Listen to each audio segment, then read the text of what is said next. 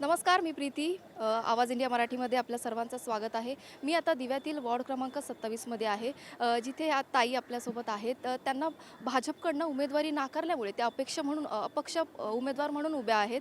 तर आपण त्यांच्याकडनं जाणून घेऊयात की त्यांना उमेदवार म्हणून निवडणूक जिंकून आल्यानंतर त्या इथल्या नागरिकांच्या समस्या कशा सोडवतील आणि त्यांना काय वाटतं आहे, आपण त्यांच्याकडनं जाणून घेऊयात. नमस्कार ताई. नमस्कार. काय सांगाल तुम्ही, इथे जो मूळ प्रश्न आहे दिव्यातील, पाण्याचा प्रश्न आहे मूळ, हा तुम्ही कसा सुधारणार? इथे तर म्हणजे आज 8 वर्ष झाले जे लोकप्रतिनिधी एवढ्या वर्षापासून निवडून येतात. 8 वर्षात त्यांनी एकही म्हणजे प्रश्न सोडवला नाही. माणसांना पाण्याचं म्हणजे या वेस्टला ईस्टला दोन्ही साईडला पाण्याचा एवढा त्रास आहे की साधे टँकर म्हणजे घरोघरी टँकरच रोज घ्यायला जातात. पहिला निवडून आले तर मी पाण्याचा प्रश्न सोडवणार.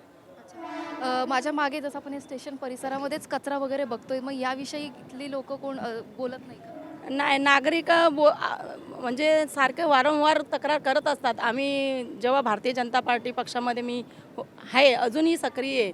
पण भारतीय जनता पार्टी आणि शिवसेना युती वरच्या लेवलनी जी युती झाली त्याच्यामुळे आम्हाला भारतीय जनता पार्टीला इथे उमेदवारी मिळाली नाही. त्या कारणाने मी माझ्या कार्यकर्त्यांच्या सहकार्याने मी अपक्ष फॉर्म भरून घेतला आहे आणि आम्ही वारंवार कचऱ्याबद्दल आणि डम्पिंगबद्दल आम्ही वारंवार आंदोलन केले आहेत. इथला जो डम्पिंग ग्राउंडचा जो प्रश्न होता की विरोधी पक्ष जे म्हणतात की आम्ही बंद केलं होतं, पण परत तो पुन्हा चालू करण्यात आला आहे, याविषयी काय सांगा? बोलायला तर सर्वच बोलतील का आम्ही केला आहे, पण सगळ्या लोकांना माहिती आहे, दिव्यात वासियांना सगळ्यांना माहिती आहे की डम्पिंगचा प्रश्न कोणी सोडवला आहे. वारंवार आम्ही जेव्हा भारतीय जनता पार्टीमध्ये असताना अजूनही आहेत आम्ही भारतीय जनता पार्टीचे, पण आम्हाला उमेदवारी नसल्याने आम्ही अपक्ष आम्ही डम्पिंगचा प्रश्न हा आमच्या आंदोलनामुळेच झाला आहे. आणि इथल्या महिला ज्या आहेत ते तुमच्याकडनं त्यांच्या काही मागण्या वगैरे घेऊन येत असतील, तर त्यांचं तुम्ही उमेदवारी म्हणून एकदा निवडून आल्यानंतर त्यांच्या समस्यांचं तुम्ही कसं निराकरण कराल, काय सांगाल? पहिला तर मी माझ्या महिलांचा पाणी प्रश्न सोडवणार. दुसरा त्यांना हॉस्पिटल म्हणजे आमच्या दिव्या शहराला हॉस्पिटल नाही आहे. छोट्या छोट्या गोष्टींना आम्हाला कलवा मुंब्रा म्हणजे असं मुंबईपर्यंत जावं लागतं. एक सरकारी एक साधा हॉस्पिटल देऊ शकले नाही एवढ्या वर्षानंतर.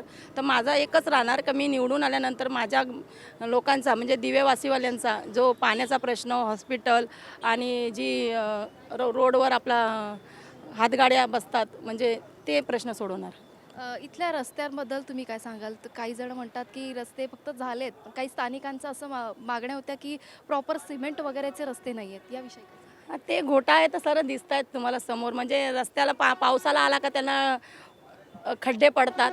दर पावसाळ्यात खड्डे पडणार, परत खड्डे ते गणपतीच्या टायमाला बुजवणार आणि ते बुजवून झाले का सिमेंट कव्हर करणार. इलेक्शन आले का नारळ फोडणार. नारळ फोडून झाली का परत ते आहे तिथेच. अजून काय सांगायला दिव्यातल्या वासियांना काय आवाहन कराल? मी दिव्यावासींना एवढंच आवाहन करेन की मी आज भारतीय जनता पार्टीमधली सक्रिय कार्यकर्ता असताना मी भरपूर आंदोलनं केली आहेत. पाण्यासाठी, डम्पिंगच्या कचऱ्यासाठी, रस्त्यासाठी आणि भरपूर म्हणजे आम्ही प्रत्येक गोष्टी केल्यात.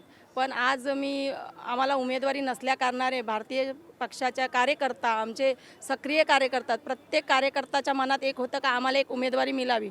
पण आम्हाला युती असल्या कारणाने वरच्या यांच्या निर्णयामुळे आम्हाला उमेदवारी मिळाली नाही. पण आम्ही अपक्ष फॉर्म भरून आमच्या कार्यकर्त्यांचा एकच आहे की भारतीय जनता पार्टी कुठेतरी दिव्यात असावी, पण झाली नाही.